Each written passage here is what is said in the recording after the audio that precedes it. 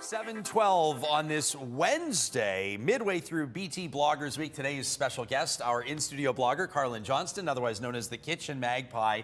And you wanted to be here today because it marks the kickoff of fishing season in the province. Yeah, it does. All my favorite lakes are open today, so May 15th. So like I said before, check your regulations. Make sure your favorite body of water is open, but this is open water angling that's open today, right? And this made sense for us to invite in the aptly named Robert Pollock, a fishing expert from Cabela's. Robert, is this like Christmas Day for you? Oh, it's always a good time. Yeah, look at that smile. I love it. Well, we wanted to get some insight on everyone from the amateur angler all the way up to the pros. So when it comes time to getting started, if you're in a position like mine where you haven't had a new fishing rod since you were 5 years old, where does the beginner want to start when it comes up to picking gear? Well, let's start with the kids. You know, probably the best rod for a kid to use is the closed-face reel, or the spin cast as it's called. Okay. Because it doesn't require a lot of coordination for them. Basically, all they have to do with these is, you got a little trigger here which you can hold on to. It gives you a good grip on it. You just push the button down, and just basically they can launch it back, and away they go. I love it. Makes it nice and easy. Yeah. So it's just one button, you push it down, there it goes. You know, if you want to practice with kids, take them out into a field, put a little weight on it, and... we could make this more interesting. Put hooks on it and cast towards the camera guy. Yeah. Want to try that out? Now, there's something that's really catching my eye here. What's this all about? This is from Hummingbird. It's basically, it looks like a bobber. It can be used as a bobber. It's a wireless fish finder system. Okay, now is that what this is from? Yeah, basically you toss this out into the water, and then basically on your wristwatch there, tells time, but it also has a visual screen. It'll tell you the depth. It'll show you the structure down there, show you whether there's fish in the water, tells you the temperature of the water. This is amazing. Yeah, it's good to about 75 feet. What's the price point on this? Because I know fish finders can be relatively expensive. That's probably the last thing a newbie buys. This one's under $100. Oh, so that's incredible for the first time person. I can see my sister wanting this one, like immediately. And maybe your sister now expecting to get one now that it's come across your radar. It's coming up.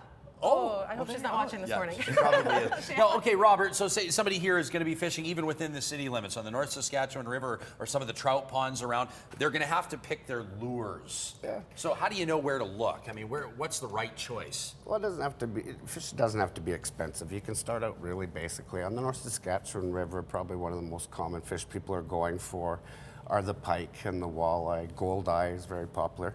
I mean, you can start with a basic set of spoons like this. And basically, that'll work for pike, that'll work for walleye and stuff. A lot of people use the pickerel rigs with artificial baits and stuff like that. What's your school of thought when it comes to bait?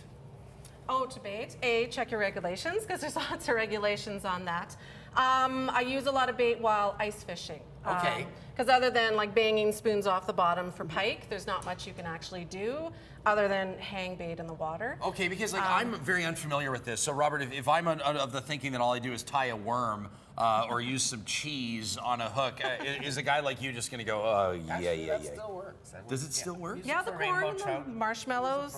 Yep. Okay, but you're not always allowed to use live bait, are you? You just got to check your regs on the particular lake or And river. is this why you need something like this? This one here's the regs. This one here has all the You'll get that when regulations you in there. purchase an Alberta fishing license. Okay, now I know your whole thing is understanding how to take something from field or stream to plate, and these must be catching your eye.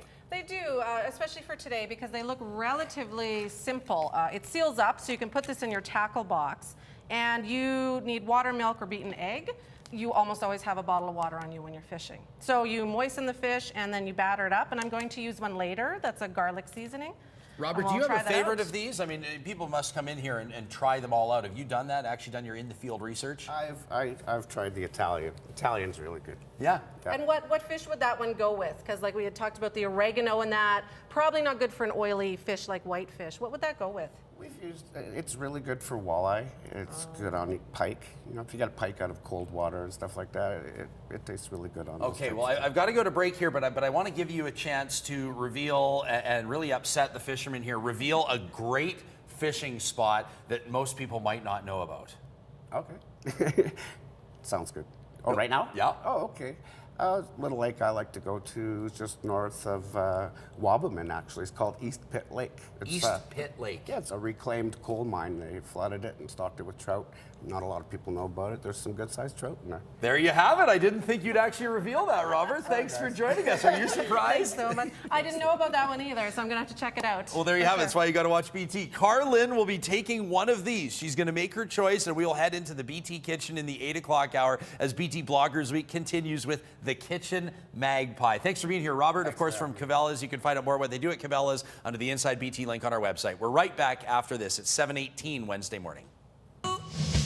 You and me go fishing in the dark, lying on our backs and counting the stars where the cool grass grows.